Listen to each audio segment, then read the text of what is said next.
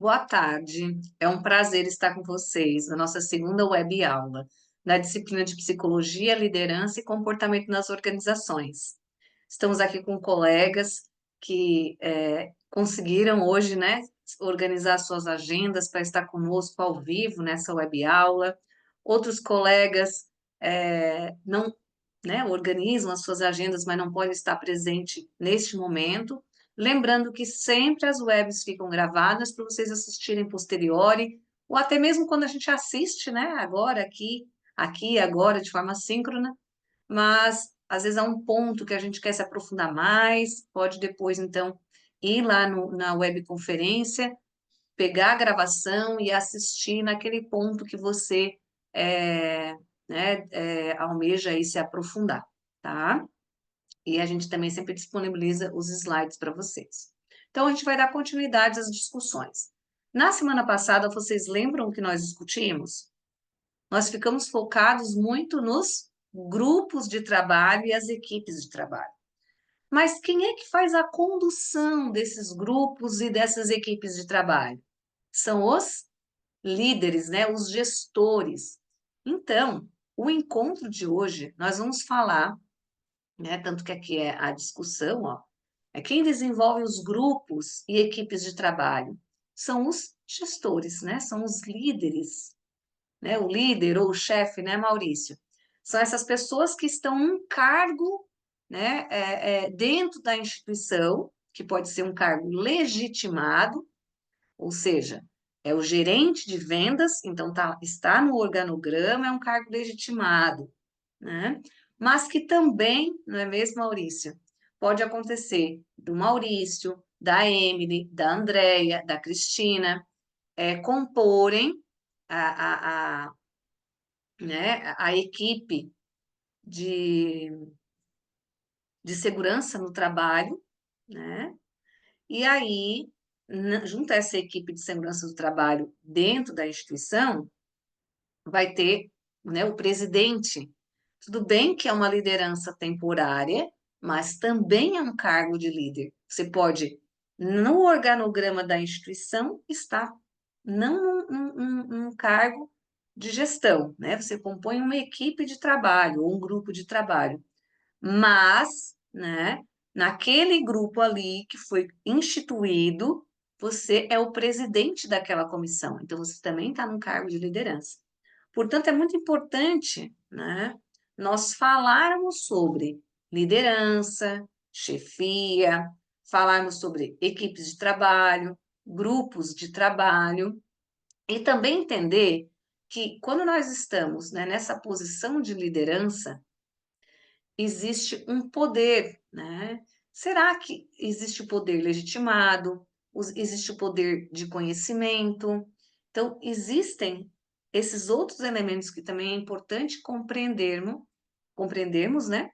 Que fazem parte dessa dinâmica, né? De líderes e grupos de trabalho, como outros assuntos que a gente também acaba se aprofundando na nossa disciplina, que quando a gente fala de liderança e grupo, né, e equipes de grupos de trabalho, está implícito vários assuntos, tá?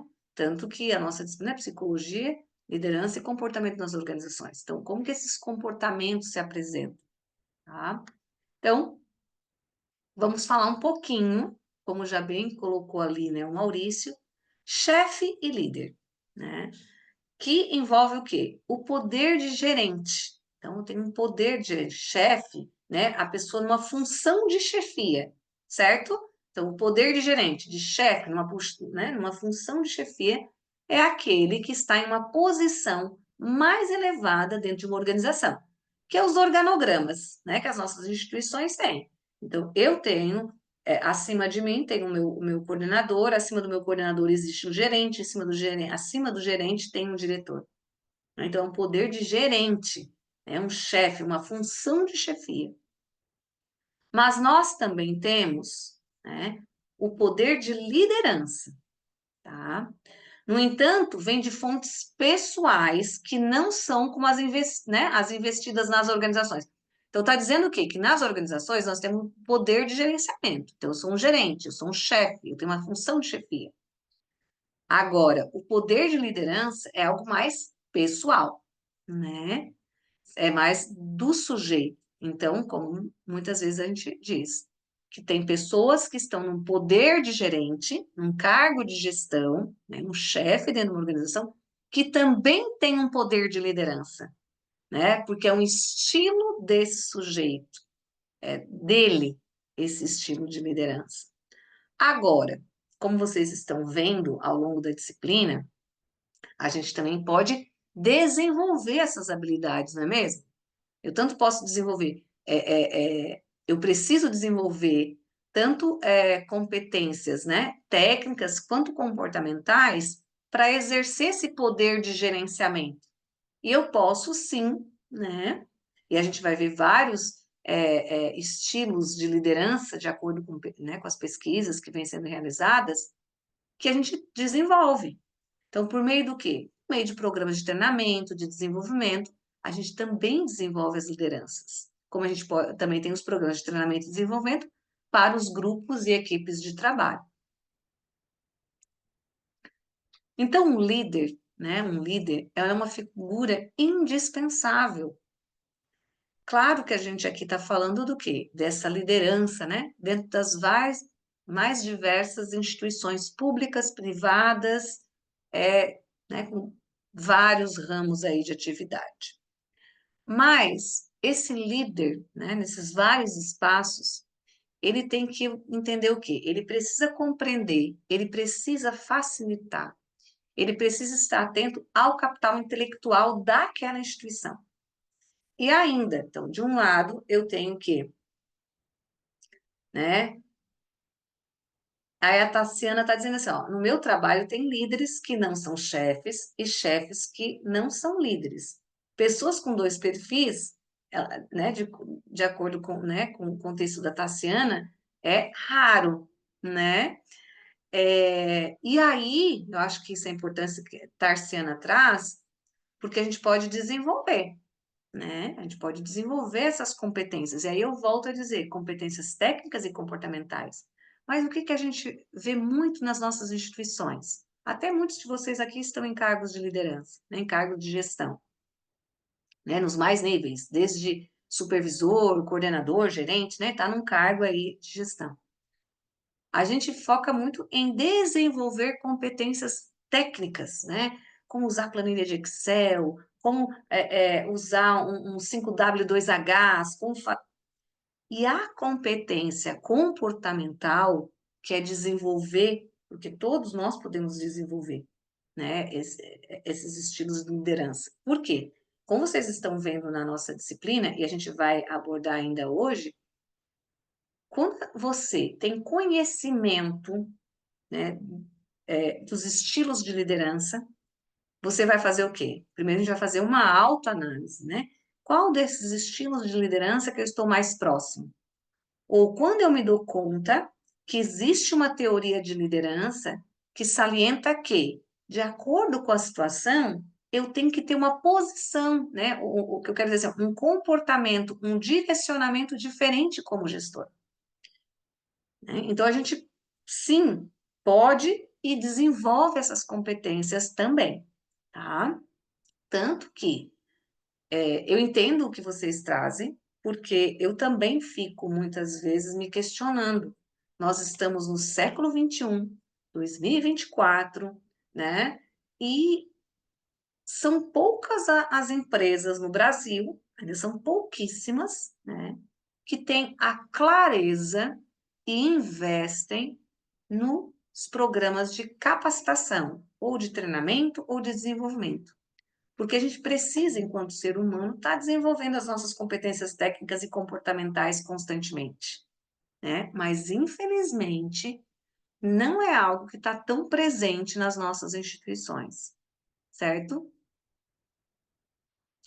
E aí o Maurício, né, complementa com a revista Você RH. Eu gosto muito dessa revista, Maurício, que as competências comportamentais, elas estão sendo mais valorizadas, né, do que as técnicas, né, as soft skills e as hard skills, falando em inglês, né, mas eu prefiro como você colocou, Maurício, competências técnicas, competências comportamentais, né, E até também tem um ditado que nós somos admitidos pelas nossas competências técnicas, nós somos desligados pela falta de competência comportamental, né? Então, quando eu admito um colaborador na instituição, quando eu faço uma seleção, né, um processo seletivo, faço todo o recrutamento, a seleção, e aí eu tenho um ou vários, né, novos colaboradores na instituição, quando aquela pessoa ela passou para aquele cargo, é porque ela tem competências próximas para o que o cargo exige. O cargo exige. Só que o cargo, eu tenho que estar sempre o quê? Desenvolvendo as competências no nosso colaborador, através dos treinamentos, competências para ele poder estar sempre acompanhando esse cargo. Até porque como a sociedade está sempre, né, aí modificando novos produtos e serviços e novos processos, novas máquinas, e a nossa instituição precisa ficar no mercado de trabalho. E para isso, né, esse cargo vai mudando as suas atribuições e essa pessoa tem que acompanhar.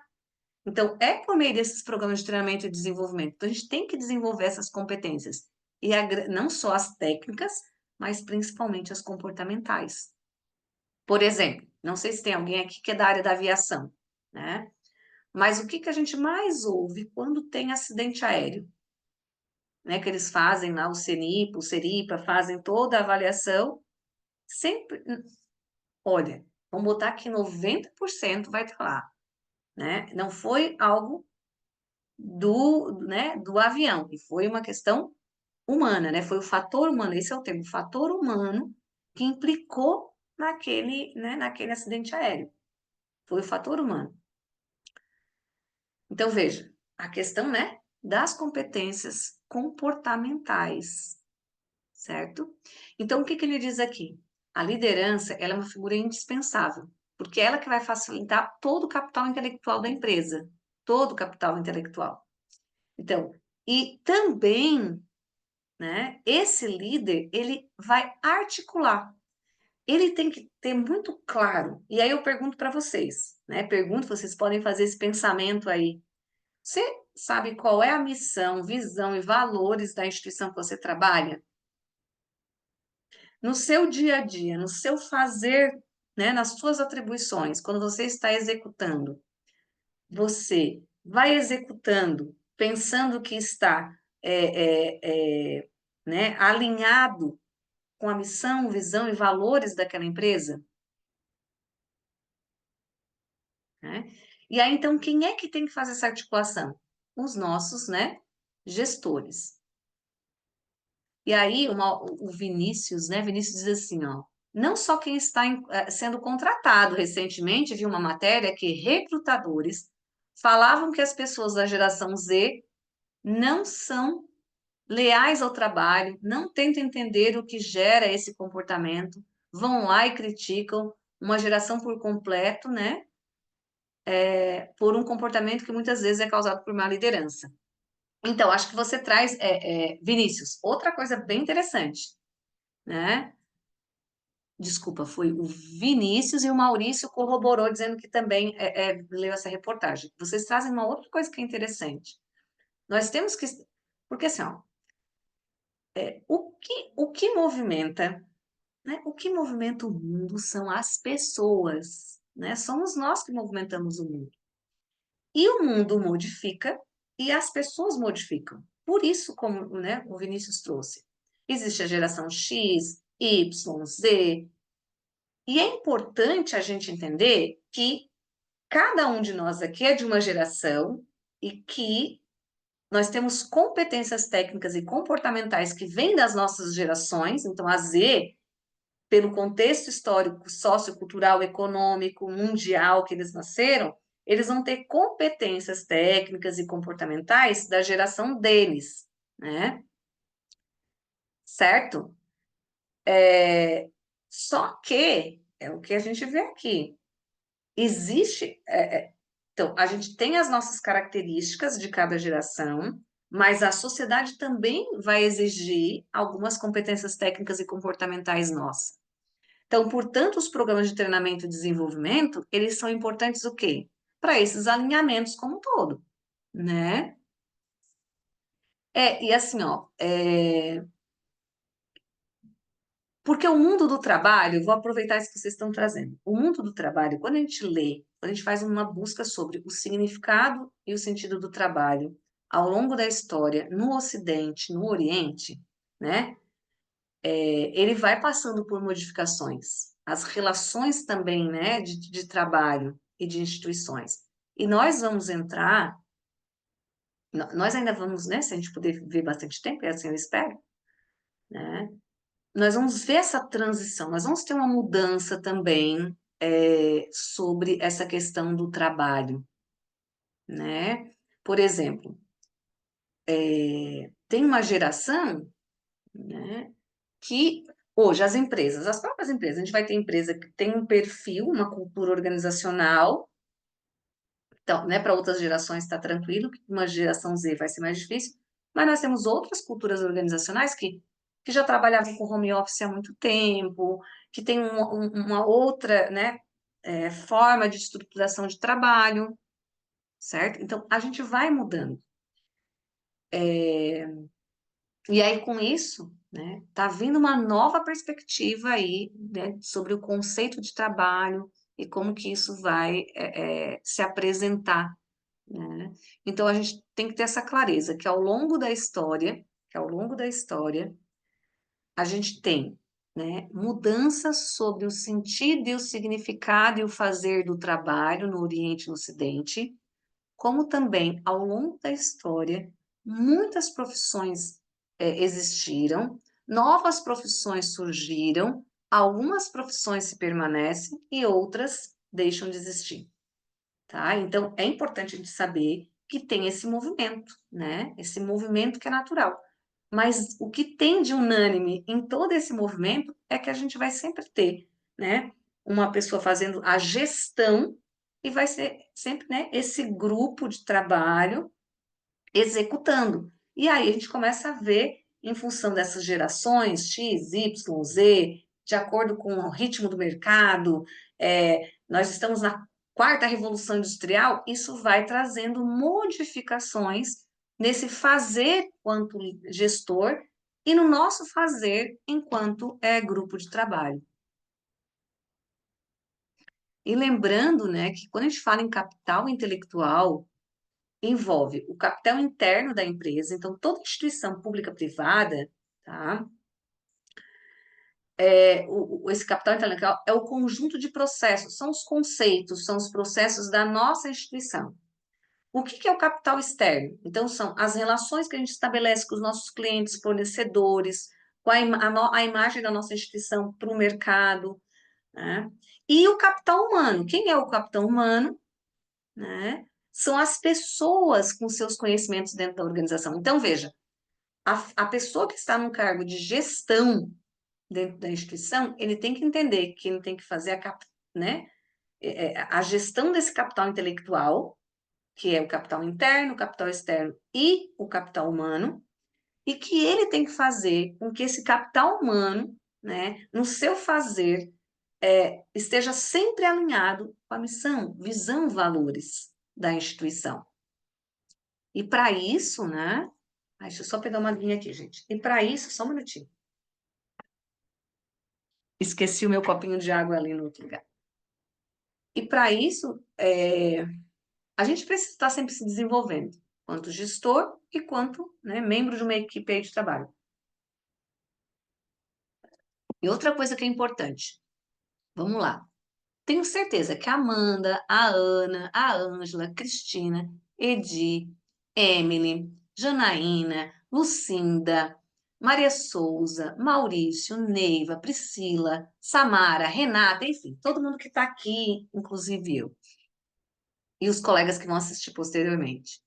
Todos nós aqui, quando vamos participar de um processo seletivo, tá?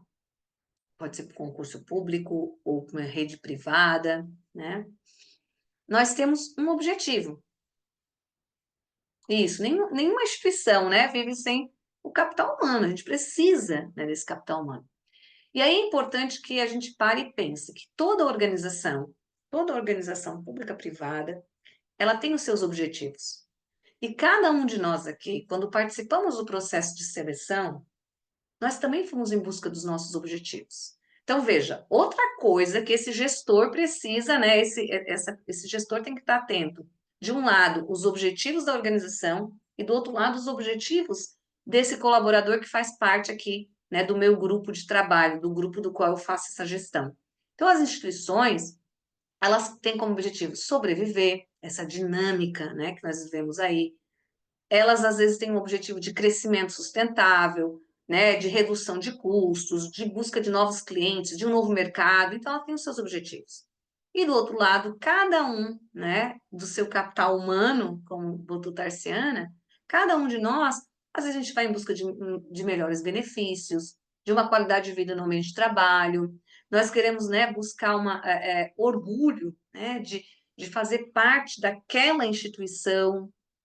A gente está sempre em busca, né, de segurança no trabalho, então também isso é importante, né? Nós também, enquanto colaboradores, estando ou não, né, nesse cargo de liderança, precisamos entender que de um lado existem os objetivos da instituição e do outro lado o nosso objetivo.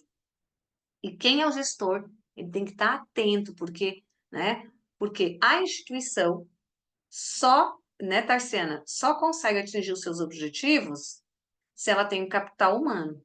E o capital humano só consegue atingir os seus objetivos se a instituição também puder colaborar. Então, é uma troca aí, né, de ambos. E aí, esse líder, né, precisa estar ali. O que é liderança? Então, é aquela capacidade de influenciar, né, um conjunto de pessoas para que essas pessoas possam o quê? Atingir as metas. Né? Qual é a meta que nós temos? Né? Quais são os objetivos que nós temos? Esses objetivos, essas metas, elas existem para que nós possamos, né, enquanto capital aí humano, fazer com que a instituição atinja esse seu objetivo, né, essa sua meta. E aí o líder vai estar ali para influenciar, para poder, ou por meio de insumos, ou até mesmo, né, por meio da sua competência, né, comportamental, contribuir para que para que essa equipe, esse grupo possa atingir o objetivo. Portanto, liderança é uma forma de poder pessoal, que é através da qual essa pessoa influencia, que ela provoca, que ela modifica o comportamento dos outros.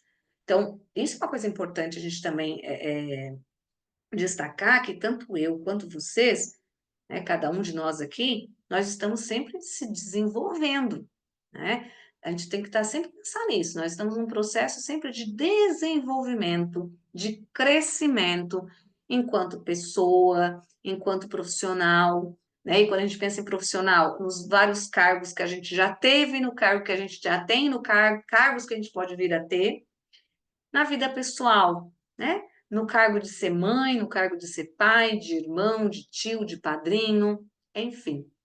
Então, nós estamos sempre nos desenvolvendo essas competências, tanto técnicas quanto comportamentais, né, nesse processo aí. E uma coisa que é importante a gente também destacar aqui, que existe alguns tipos de poder, tá? Tanto que eu até fiz assim, ó, bem coloridinho para destacar, né? Tá lá no material de vocês, e aí só que não tá assim colorido. Eu disse, não, vou deixar bem claro para os, né, pros colegas aqui. Então, a gente pode ter um poder coercitivo, o poder de recompensa e o poder legitimado. O que é isso? Tanto que aqui eu coloquei em vermelho, posição. Então, nos estudos, identificou-se o quê? O poder por posição e o poder pessoal. O que é um poder por posição? O que é o coercitivo? É baseado no medo, na imposição, ou seja, o liderado sabe que sofrerá alguma penalidade caso ele não atenda, caso ele não realize, né, ou não execute de acordo com o que o seu líder solicitou, certo? Então é um poder coercitivo. Então eu já vou fazer. Não, mas como é? Ele disse que eu tenho que fazer assim, assim, assim. Eu vou fazer dessa forma. Então é né, um poder de posição coercitivo. Existe o poder de recompensa. O que é um poder de recompensa? É baseado no quê? No incentivo, no reconhecimento da equipe. Então, eu, né, vou reconhecer, então tem esse poder de recompensa. Existe um poder legitimado, que é o cargo que eu ocupo. Então, por exemplo, a Samara Gomes. A Samara é a gerente de recursos humanos. Então, ela tem um poder legitimado, tá, Samara? Você tem esse poder legitimado. Você está num cargo, né, de liderança dentro da empresa. Agora, existe um poder, né, pessoal, que é aquele poder por competência. Então, ou seja, é aquela pessoa, né, que tem um grande talento técnico, uma competência grande naquela área. Então, por exemplo, Priscila, né? A Priscila tem um conhecimento muito grande, tá? E o que que às vezes acontece, né, dentro das instituições? Quando às vezes você quer mostrar uma proposta, a Samara, por exemplo. A Samara quer mostrar uma proposta, né, de um novo produto. E a Priscila tem um poder de competência, ela sabe sobre aquele produto, ela tem conhecimento do processo, ela conhece tudo. O que que a Samara vai fazer? Samara vai convidar a Priscila para ir na reunião e apresentar, porque Priscila tem um poder de competência. Não sei se estou me fazendo entender. A Samara, desculpa, eu falei Samara, né? Isso, a Samara tem um poder de posição legitimado, mas ela chamou, né, a Priscila, porque a Priscila tem uma competência para falar. E tem o poder de referência. O que que é um poder de referência? Seu poder vem do quê? Da admiração. Então, tem muitas pessoas que aqui já aconteceu de estar no seu local de trabalho e dizer assim, ai, quando eu crescer, eu uso essa expressão, tá? Eu uso assim, ai, quando eu crescer, eu quero ser igual fulano, né? E às vezes é uma pessoa mais jovem do que eu, às vezes é uma pessoa da mesma idade, ou até mais, né, com mais idade. Mas assim, é de admiração, é porque é uma pessoa, né, que é uma referência ali, que eu quero ser como ela pelo jeito dela fazer, a forma como ela conduz, então é um poder de referência, certo? Deu para entender? Então, pare e pense, né? Quem são as pessoas, às vezes, no seu local de trabalho, que tem um poder de competência muito grande e que, dependendo da reunião, dependendo do projeto, é uma pessoa que pode contribuir. Quem é uma pessoa de referência, né? Que uma grande maioria das pessoas ali veem aquela, e às vezes aquela pessoa nem está num cargo, numa posição legitimada, né? De poder legitimado, ou às vezes é uma pessoa que também tem esse poder legitimado e um poder de referência. Então, quando a gente consegue compreender, e foi o que eu falei no primeiro dia de aula, o quão é importante a gente ter conhecimento, né? Porque isso vai me dando também amplia a minha forma, né, de perceber a dinâmica no ambiente de trabalho e aproveitar, né, a partir desses conhecimentos, novas ações que vão contribuir aí para a instituição e, de novo, né, atingir os objetivos da organização e atingir os objetivos, né, de cada um que está ali na instituição.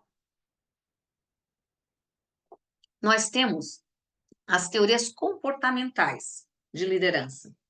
Essas teorias, elas compõem, né, elas dizem que existem alguns comportamentos que a gente pode identificar nos estilos de líderes e que quando nós temos conhecimento dessas características, a gente pode o quê? Criar esses programas de treinamento e desenvolvimento, porque liderança é algo que se desenvolve, né? Então, ou seja, você vai fazer os treinamentos para desenvolver essas competências técnicas e comportamentais nesses líderes. Então, o que é importante fazer? Um mapeamento para poder compreender, né, os comportamentos das lideranças, né, e perceber como as pessoas lideram suas equipes e quais técnicas eles utilizam. Tá? E a partir desta observação, dessas pesquisas, as teorias comportamentais chegaram em 7 estilos de liderança. Vocês já sabiam que, as teorias comportamentais dizem que há 7 estilos de liderança. Tenho certeza que alguns desses estilos vocês já conhecem, né? Ó, os colegas já estão aí vendo, olha, eu tenho um estilo de liderança motivadora, certo? E cada um vai encontrar um estilo de liderança que predomina. Só que quando a gente vai estudando, que a gente vai aprendendo, olha, esse é o estilo de liderança que predomina. Mas veja, lá naquela pesquisa diz que a gente tem que ficar atento como é que está a dinâmica do grupo. Se o meu grupo está desmotivado, né? Se o meu grupo está motivado, mas o meu grupo não tem competência técnica para essa atividade, então o meu estilo de liderança motivacional está ok, mas eu preciso ter uma ação como líder, e aí a gente vai ver, né, que estilo de liderança eu tenho que utilizar para desenvolver essa competência técnica que está faltando na minha equipe. Não sei se eu me fiz entender. Vamos ver aqui, vai clareando. Então, um dos estilos de liderança é o mais autocrático.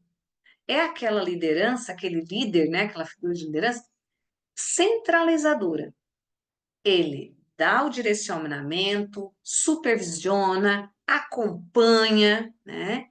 Em algumas situações de pressão, certo? Aí o que que diz aqui pra gente? Olha como é importante. Às vezes a gente diz assim, ah, mas a liderança autocrática é ruim, né? Às vezes a gente só critica, mas veja, em algumas situações de pressão ou de um prazo muito curto, um líder dominador pode ser a melhor opção, contando que esse estilo seja amenizado assim que o contexto mude, né? Então, às vezes, ter uma liderança autocrática, se eu tenho um prazo muito curto, né? Talvez eu tenha que ter essa liderança mais autocrática para poder acontecer.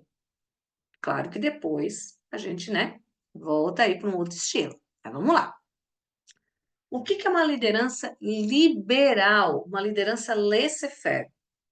A gente pode usar esse estilo de liderança das teorias comportamentais? Podemos. Mas que estilo de liderança é esse? Né? Devo usar sempre? Essa é a que predomina no meu jeito de ser? O grupo tem total liberdade de ação e o líder interfere muito pouco nas decisões, com participação mínima nas atividades, limitando-se a dar instruções gerais ao time. Então, esse é um modelo, né, de liderança laissez-faire, liberal. Veja, o grupo, né, vai se autogerindo. Ele faz poucas intervenções. É bom? É. Né? É bom? É. Agora, esse estilo só é eficaz, olha só é eficaz, o que que eles identificaram na pesquisa? Se o grupo, né, for suficiente maduro, se o grupo é hábil, é responsável, faz a sua autogestão, caso contrário, o resultado pode ser desastroso, né? Pode ser desastroso. Então é importante a gente entender, não é? Vamos lá. O que mais que tem aí de pesquisa? Liderança democrática. Uma liderança democrática. Conduz a equipe, orienta esse grupo, né, nas atividades, nas diretrizes, incentiva a participação de todos nas decisões, né? Ele não é centralizador, ele descentraliza. As vantagens de uma liderança democrática é promover o desenvolvimento das pessoas, além do seu amadurecimento enquanto profissionais. Né? Então, veja, ela é um líder que, ao mesmo tempo, ele traz elementos para a equipe, mas ele também deixa essa equipe, né, ou esse grupo de trabalho caminhar e caminhando. Tá?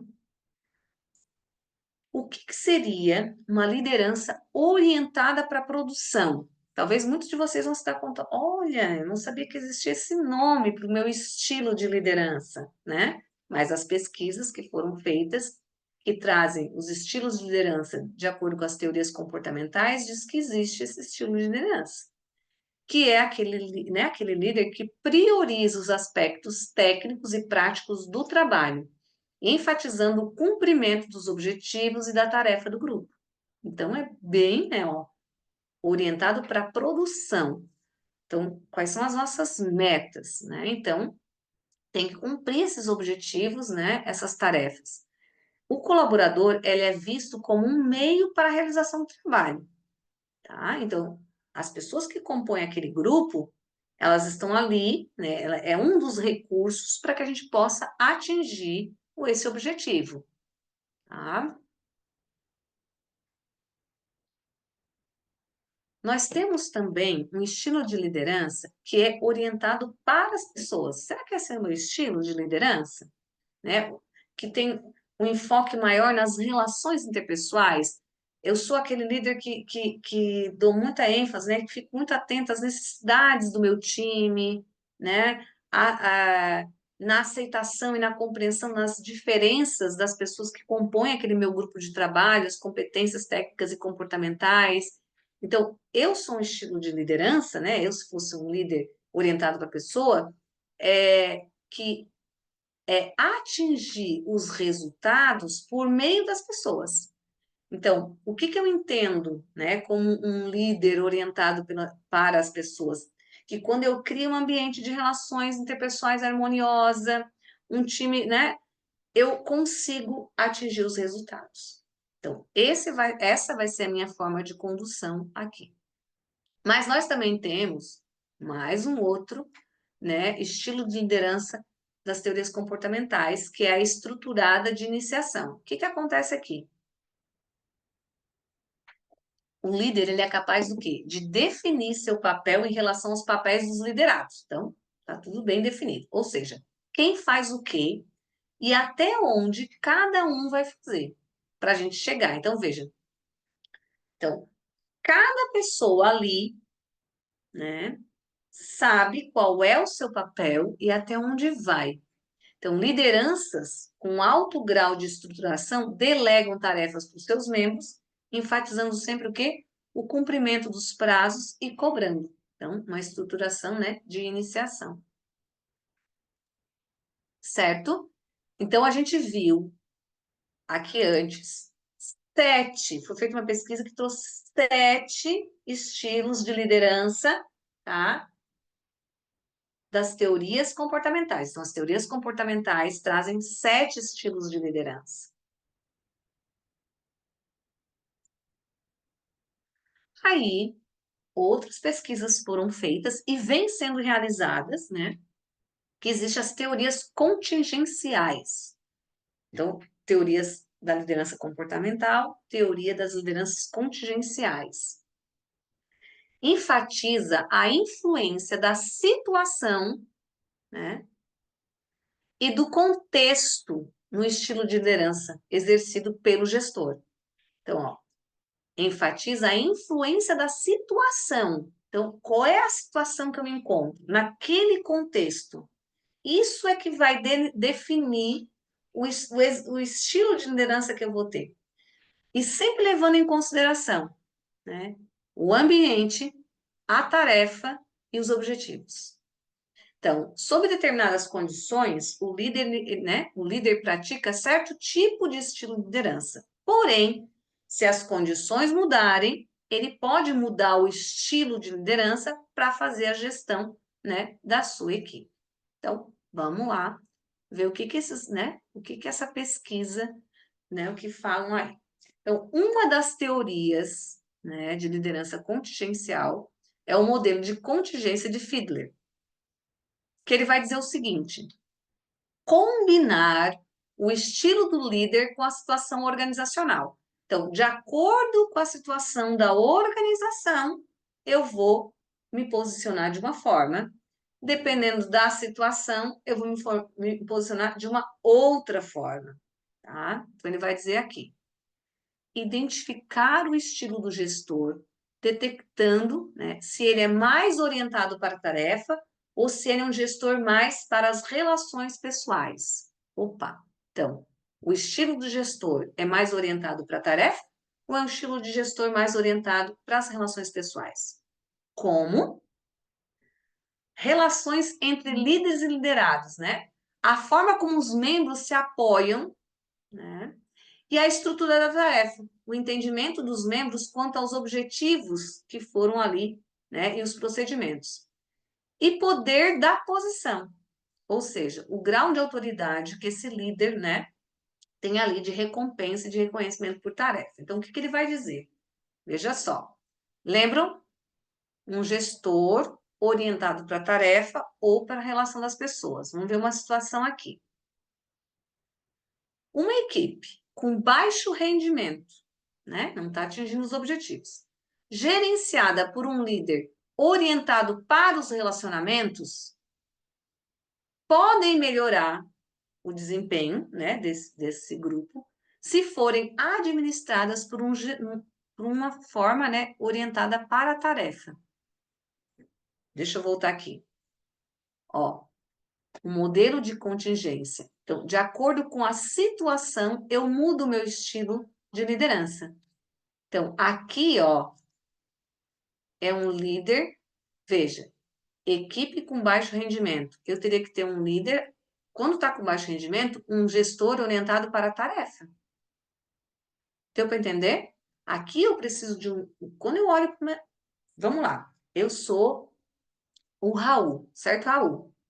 Aí o Raul é o gerente de recursos humanos.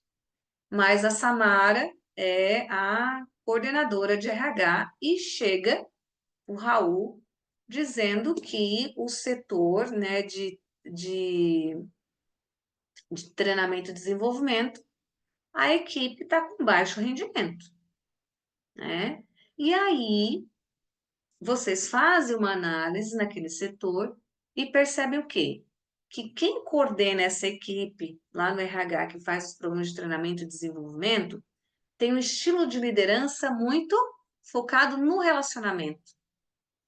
E aí, os colaboradores não estão, né, conseguindo atingir os objetivos, né, do setor. Então, os treinamentos que deveriam ocorrer não estão ocorrendo, às vezes, na data estabelecida, ou ocorrem nas datas estabelecidas, porém falta insumos.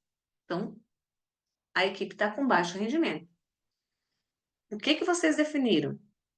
Ou vocês chamam esse gestor, né, que está acompanhando esse grupo, e desenvolvam nele essa característica de liderança focada na tarefa. Deu para entender? Aí ele vai ter que mudar o estilo dele de orientado para o relacionamento para orientado para a tarefa. Aí o grupo vai se desenvolver. Então, ou uma equipe muito produtiva. Estou com uma equipe muito produtiva, mas o mau relacionamento tá bem complicado. Eu estou recebendo muita reclamação na auditoria, tá? Porque a equipe é boa de produção, mas o relacionamento lá não dá certo, né? Por quê? Aqui o gestor era orientado para a tarefa, mas a gente está percebendo que com aquele contexto, com aquela situação, lembram, né, das lideranças contingenciais, a situação pede aqui um líder, né, ou um gestor focado em relacionamento, para a gente poder melhorar o clima organizacional ali naquele setor. Então, é o que ele diz nessa teoria, tá? O modelo de contingência de Fiedler, ele vai dizer que, dependendo da situação, eu vou usar um estilo de liderança orientado para a tarefa ou um estilo de liderança orientado para as relações interpessoais. Ok?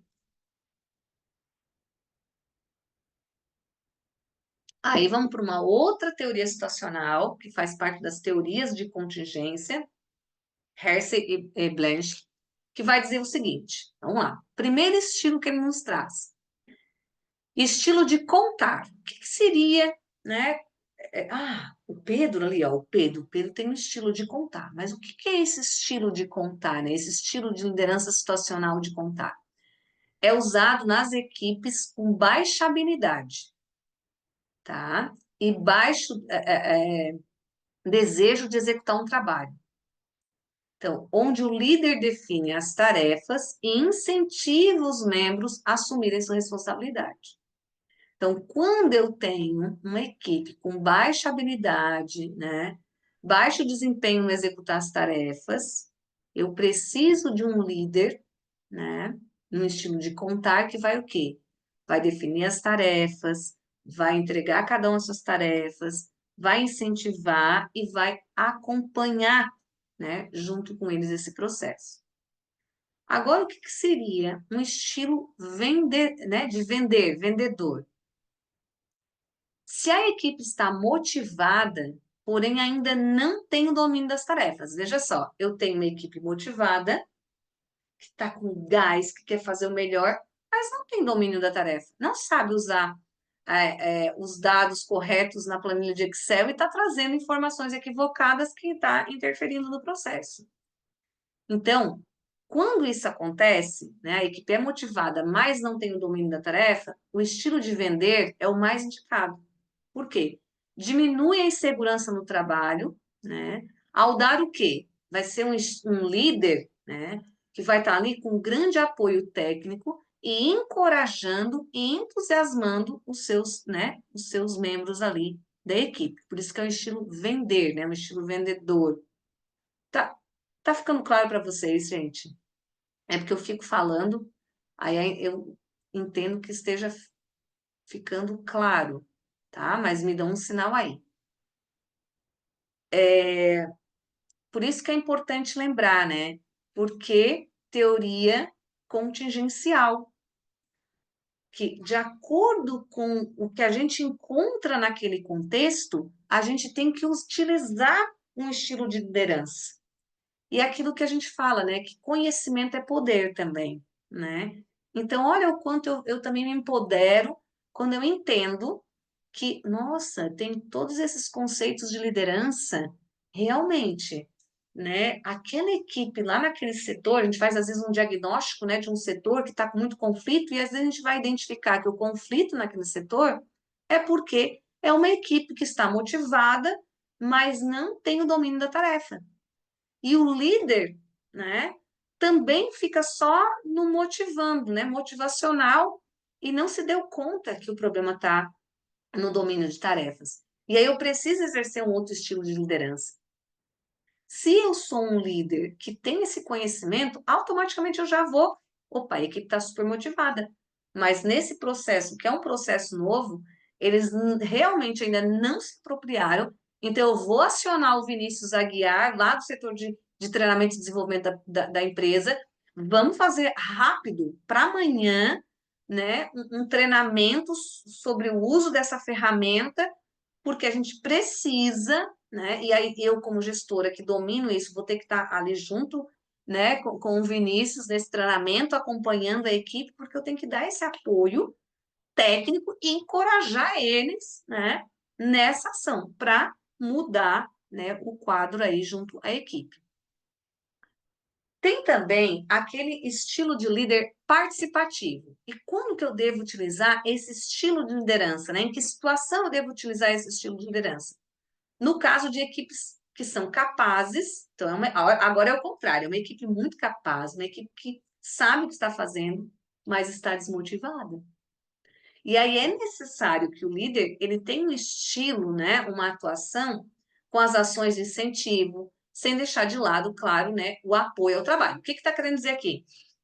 Eu tenho que dar aquele apoio técnico, tenho que continuar no apoio, mas aqui eu vou ter que entrar mais para a questão do incentivo, né, de mostrar para eles que a gente está conseguindo o que se deseja, que eles estão indo muito bem. Então, eu vou, né, movimentar mais para esse aspecto motivacional.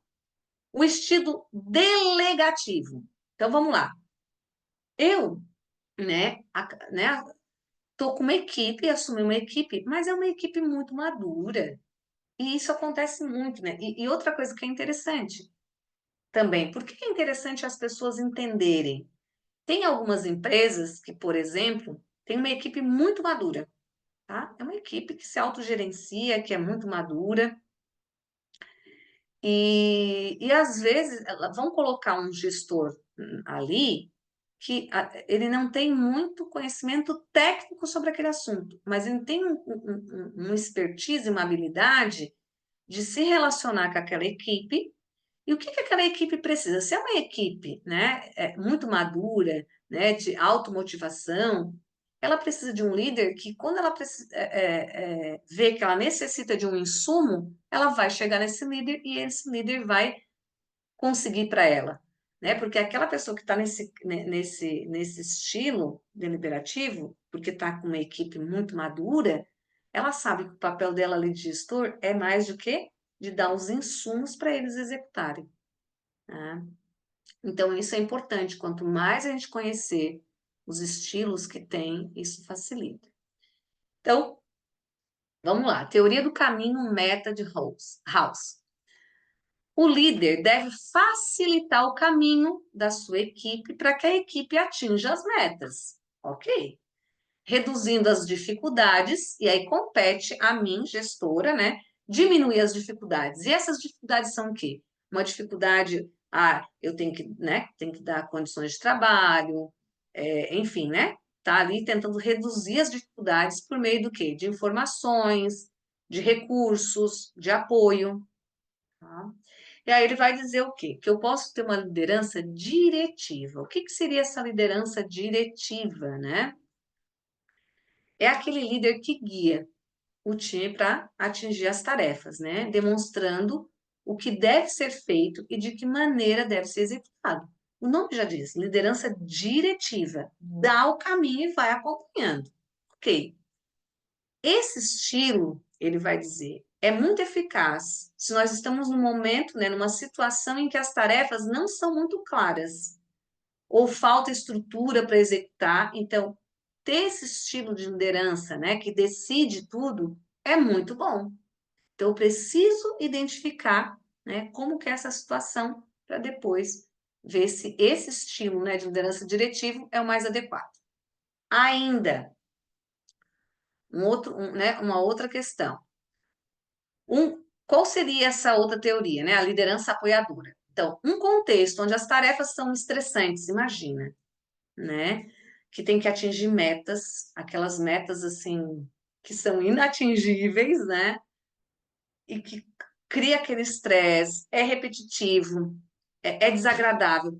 Por exemplo, né? Quando a empresa, né? Sei lá, uma empresa que dá uma mudança econômica no país e todo mundo tem que fazer mudanças drásticas, né, rápidas na instituição, ou eu sou da área da saúde, está dando uma epidemia na cidade, a gente tem que trabalhar noite, dia e noite. Então, assim, ó, quando a situação é muito estressante, muito repetitiva, a gente precisa de uma liderança naquele momento apoiadora. Então, é muito importante também, né?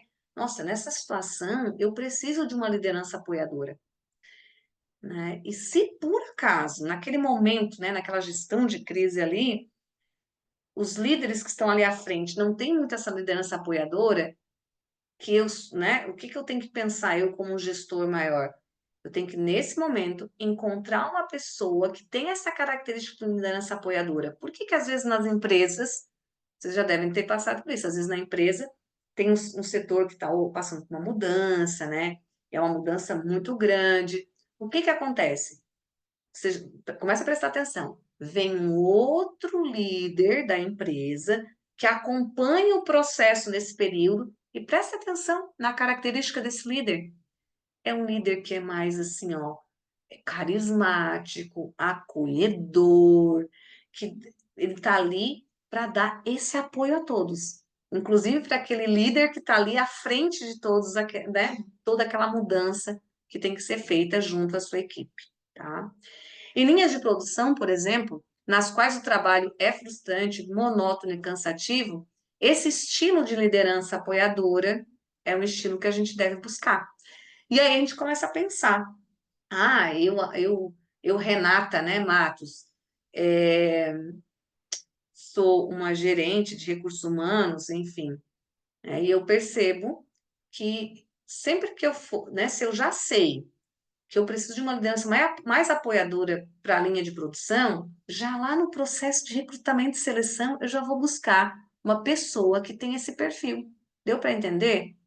Né? Com esse estilo mais, né, liderança apoiadora. E também é importante, né, Renata, de que essas pessoas que estão no cargo de liderança, elas também têm que ter essa flexibilidade, então, de ver que é uma pessoa que tem essa flexibilidade de aprender novos estilos que, de acordo com a contingência, vai utilizar uma liderança mais apoiadora, uma liderança mais diretiva. Teoria do caminho ainda, né, de Meta de House, a liderança orientada pelos resultados, certo?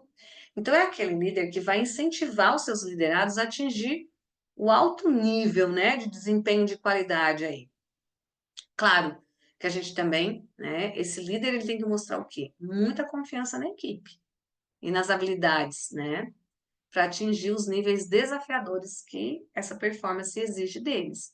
Agora, é claro que essa liderança orientada para o resultado, ela também vai ter uma equipe muito madura, né? E se ela não tem, ele vai ter que estar mudando esse estilo de liderança, ou por apoiadora ou diretiva, para poder atingir. E orientada para os resultados, então, incentivando, né, os liderados a atingir os mais altos níveis, como a gente estava falando aqui. Então, ele tem que mostrar essa confiança junto à equipe. E a liderança participativa, que é quando o líder ele valoriza a opinião, né, e a sugestão dos seus liderados. Então, participativa, incentiva, participa, toma decisões juntos, né, nas conduções das reuniões. Então, seria uma liderança participativa. E hoje, ainda a gente pode visualizar novas abordagens de teoria de liderança. Tá? Então, as pesquisas sobre liderança, sobre grupos de trabalho, sobre né, o que isso implica no comportamento das organizações, são pesquisas que continuam sendo desenvolvidas. Tá? Então, partindo disso, diz o seguinte: o líder é uma pessoa inspiradora que entusiasma, né, seus seguidores por meio de suas palavras, ideias, comportamentos.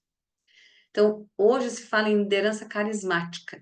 São de líderes com características de autoconfiança, né? Confiança em seus liderados, altas expectativas em seu time, né? Ele é usado como um exemplo pessoal, né? Steven Jobs, pessoal, né? É visto como uma liderança carismática, né, que confiava na equipe, tinha sua autoconfiança, a confiança nos seus liderados, a autoexpectativa né, do seu time, e todos queriam, né, ter aquela característica que ele tinha. Temos também, né, que dizem que é uma das teorias também de abordagem aí sobre liderança, que é a liderança transacional e transformacional. A transacional conduz seus membros aos objetivos, certo? A transacional vai dizer o quê? É uma liderança que vai fazer com que os liderados atinjam os objetivos e sempre para atingir esse objetivo, viabilizando recursos, viabilizando informações. E a transformacional inspira esses liderados, né, a superar os seus limites e se esforçar ao máximo, né, pela organização.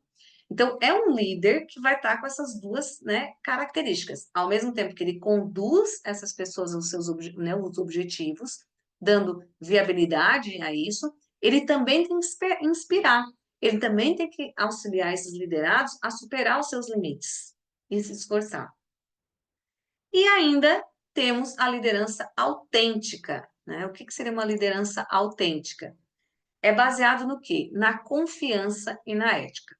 Então, são autênticos, né, e conscientes de sua identidade. É aquele líder que, que tem, né, que está sempre ali em busca do autoconhecimento, quem ele é, naquilo que ele acredita, ele age de acordo com os seus valores, com as suas crenças, né? Ele é muito sincero, ele é muito aberto, por isso, né? Liderança autêntica. Geram confiança, porque transmite, né, essa credibilidade, compartilham informações, eles encorajam as pessoas por meio da comunicação e são muito fiéis às suas ideias, né, aos seus princípios. Então, são lideranças autênticas, o que também, né, contribui aí para as instituições. E, para a gente finalizar, existe também as teorias dos traços da liderança. Então, gente, ó, nós vimos as teorias, né, de lideranças comportamentais, com 7 lá. Nós vimos as teorias de liderança contingencial, com os vários autores e as suas, né, pesquisas sobre liderança. E nós temos a teoria do traço de liderança. Essa foi a primeira teoria, né? Depois surgiram as de comportamento, as contingenciais, mas o nome já diz, né? Teoria dos traços de liderança. Então, o que que essa teoria traz? Ela busca identificar qualidades e características pessoais que diferenciam líderes de não líderes. Tá? Então, conhecendo esses traços, o que que eles dizem? Consegue-se identificar os líderes potenciais. Além disso, seria possível desenvolver esses traços nas pessoas e assim tornando, né, e formando novos líderes. Então, tomada de decisão, inteligência emocional, boa comunicação, habilidade interpessoal, entusiasmo, é isso que eles vão buscar. Então, eles vão buscar essas características pessoais, ou seja, por isso, teoria dos traços, traços que já está com o sujeito, né, para explicar esse estilo de liderança. E para a gente finalizando, como eu fui falando ao longo do nosso encontro, nós temos pessoas que estão em cargos de liderança, né? E nesses cargos de liderança, esse poder legitimado, professora, mediante a todos esses estilos de liderança, qual? Agora vamos lá. Boa pergunta, Maria Souza. E é uma pergunta para todos nós, a partir do que a gente está estudando, do que vocês já viram. Excelente pergunta.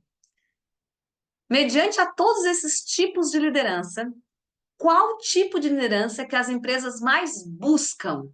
Excelente pergunta. Bora lá. Essa pergunta, ela traz tantas ramificações, né? Tantos elementos para nós pesquisarmos. Vocês conseguem pensar um pouquinho aí? Eu não vou responder ela, não. Eu só vou trazer elementos para a gente pensar. Se existem esses vários estilos de lideranças que eu trouxe aqui, é porque esses estilos de liderança estão presentes nas instituições públicas privadas em vários países do mundo, certo? Né? E quanto mais a gente consegue identificar esses estilos de liderança, e quanto mais a gente conhece, como eu digo, o conhecimento nos dá, né, esse poder de, veja, o meu estilo de liderança, o que predomina mais em mim é né, a comportamental democrática, mas aí eu vi que as de contingência diz o seguinte: se a minha equipe está desmotivada, eu sendo democrático, não vai dar certo, né? Eu tenho que usar um outro estilo de liderança, que é descobrir o que está, né, causando a desmotivação, que talvez fazer eles terem um conhecimento técnico. E aí eu tenho que ter essa outra postura de liderança. Então, veja, e lá no início da fala das teorias de contingência, ele diz, né, que é importante olhar para a organização. Então, vamos lá. Existem vários estilos de instituições de trabalho, né, ou empresas. E tudo isso vai depender se é pública, se é privada. É uma empresa que é uma empresa que é mais tradicional, é uma empresa já, né, com uma estrutura mais atual, é uma empresa de ramo familiar, é uma empresa lá do Vale do Silício. Qual é o ramo de atividade? Então não existe um, vamos dizer assim, ó, esse estilo de liderança é melhor do que esse estilo de liderança. O que nós temos que estar atento porque toda organização ela tem o quê? A sua cultura organizacional, sendo ela pública ou privada, né? Então ela tem a sua cultura organizacional, que a gente tem que entender essa cultura organizacional.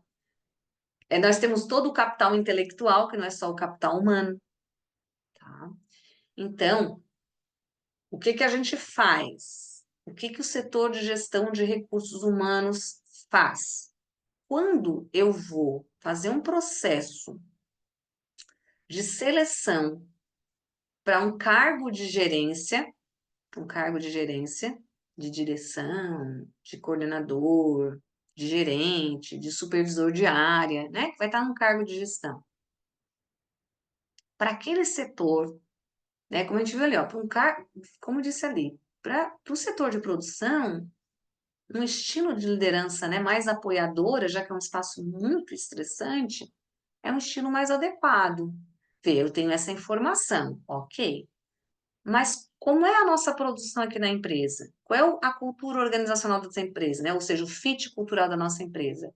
Porque eu também tenho que buscar, né, um líder que tenha já né, que tenha algum características que venham ao encontro do fit cultural da nossa empresa, que venham ao encontro, né, do perfil ali para fazer a gestão daquele espaço. Então, você já vai buscar uma pessoa com esse perfil. Tudo bem, essa pessoa está aqui agora trabalhando conosco. Só que isso não me dá garantia. É o fato de eu ter feito um bom recrutamento, uma boa seleção, certo? Isso não me dá garantia. Por quê? Porque nós estamos sempre em desenvolvimento. A empresa é um organismo vivo. Então, ela também está se desenvolvendo.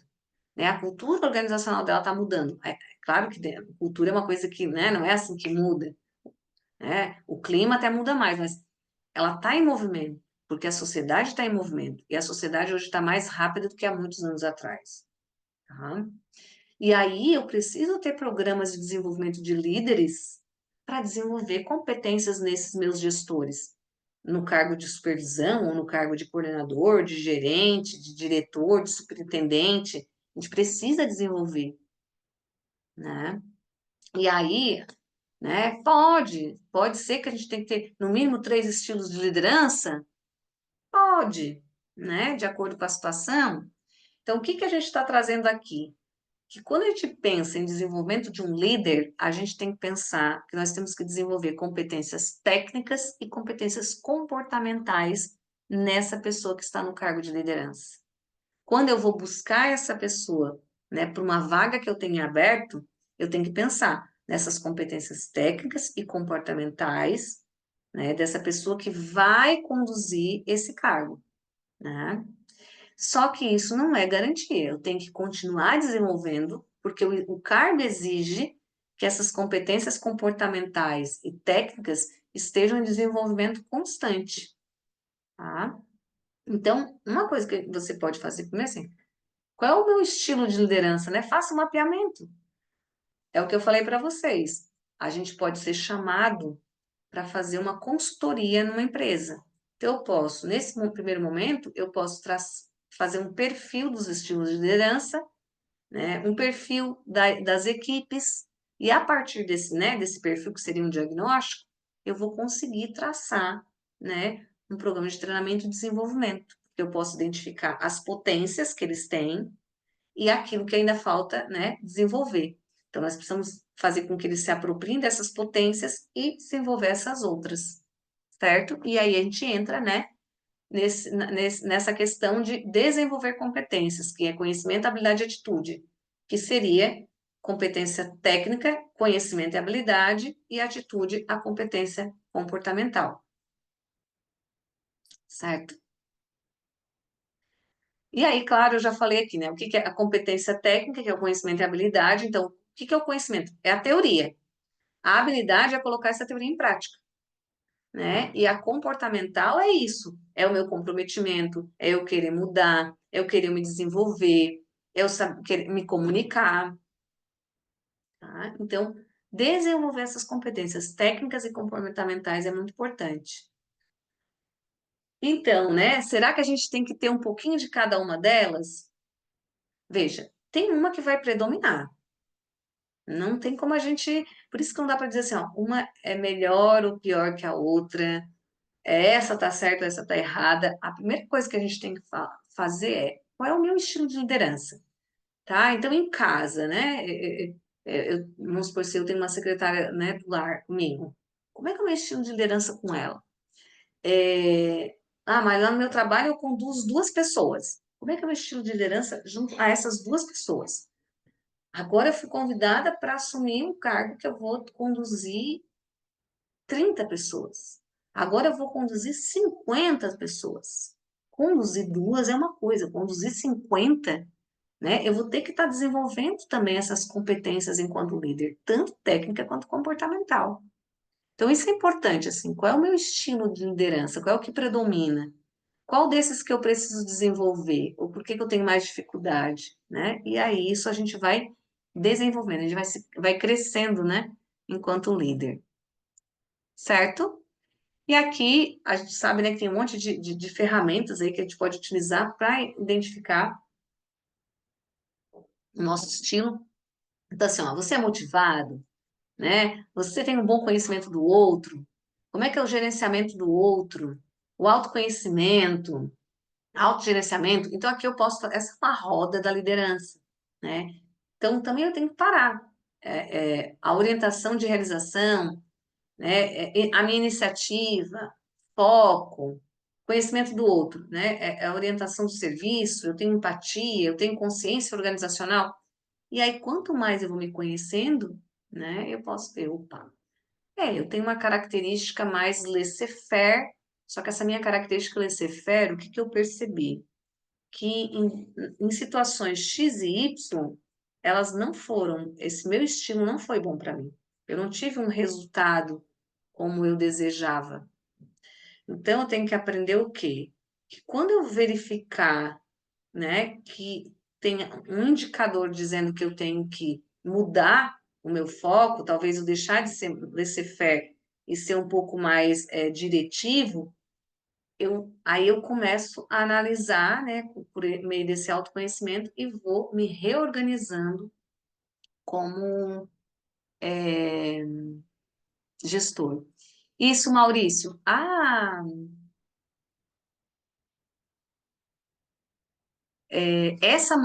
Porque existe a roda da vida, né, Maurício? Essa é a roda da liderança.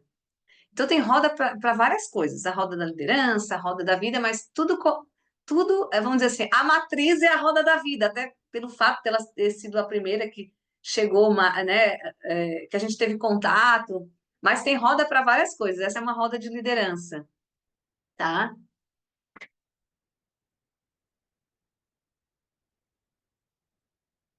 Né? Então, isso tem várias.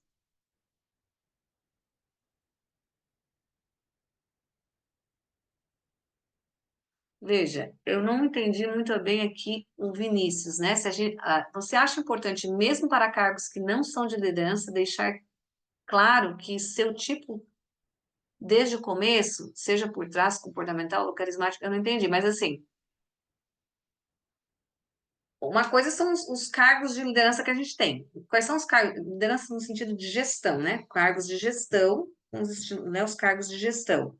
Superintendente, né? Superintendente, diretor, gerente, supervisor. Então, tem várias nomenclaturas que vai depender da instituição, tá? Então, o que compete a nós da gestão de recursos humanos, por exemplo, ou dependendo se a empresa é menor, o setor que faz a administração, né, da empresa, é importante que a gente identifique, né, o estilo de liderança dessa pessoa que vai assumir o cargo. Por quê?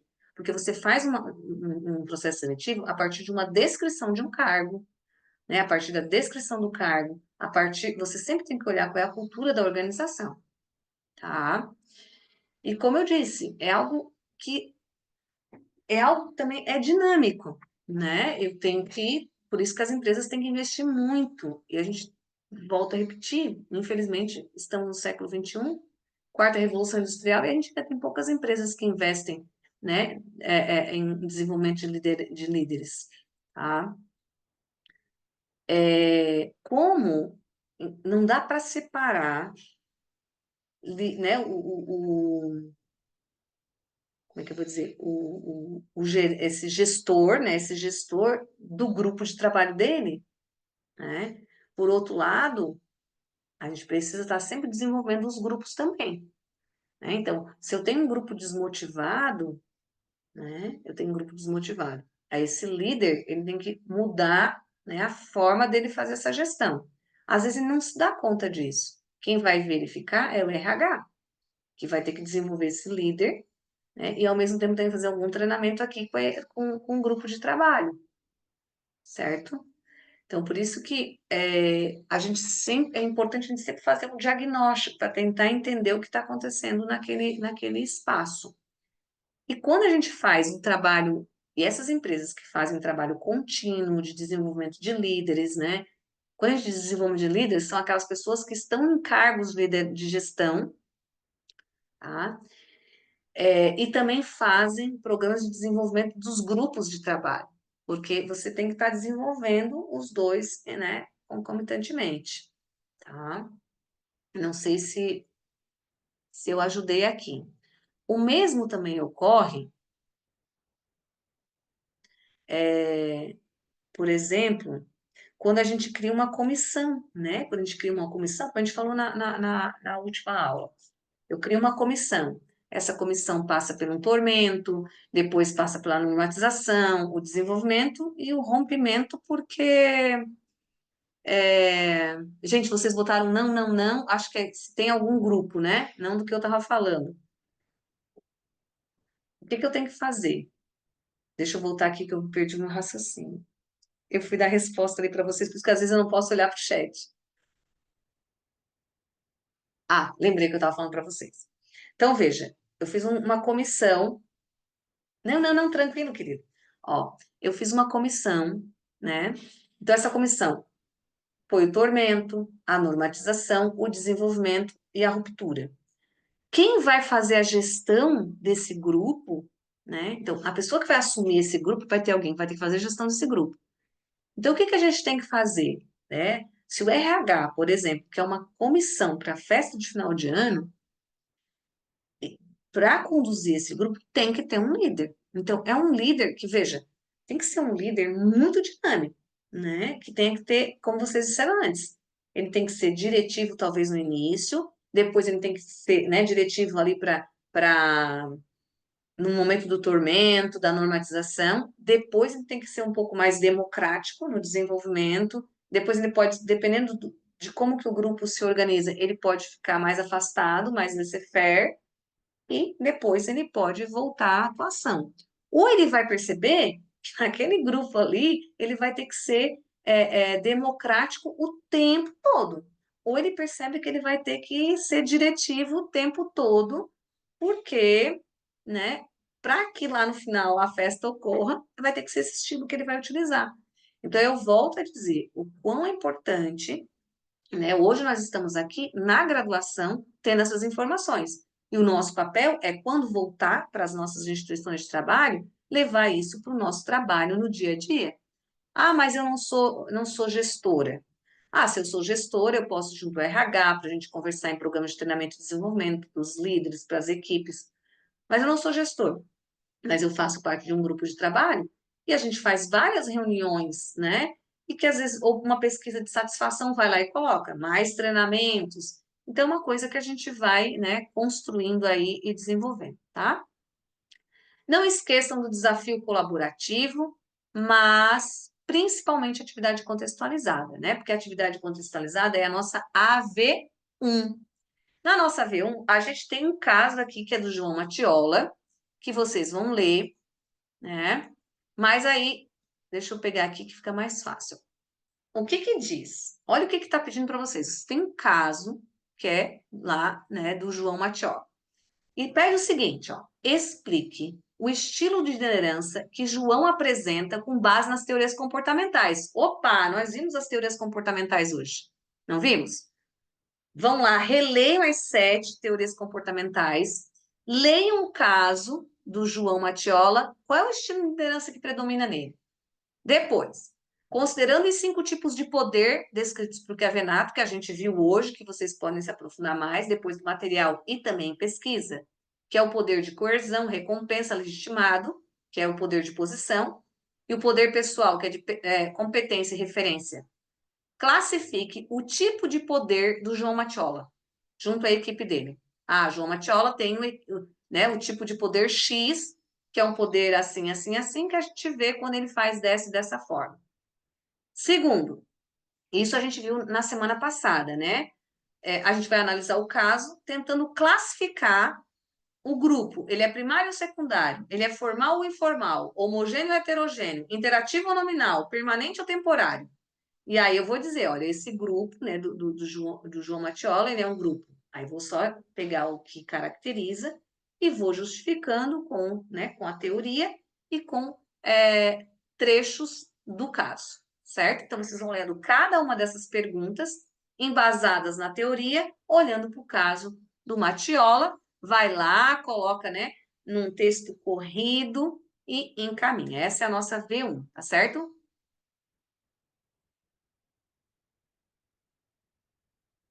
Não sei se é uma liderança delegativa, tá? Lembrem-se, né? Lembre-se, explique o estilo de liderança que João com base nas teorias comportamentais, não é as teorias de contingência. Das 7 teorias comportamentais, tem uma, certo? Que caracteriza, ok? A mesma coisa, dos 5 tipos de poder, tem um lá que. Qual é o poder dele, né? É bem claro. Vamos lá? E aqui, claro, vocês vão ter que analisar quais são, ok?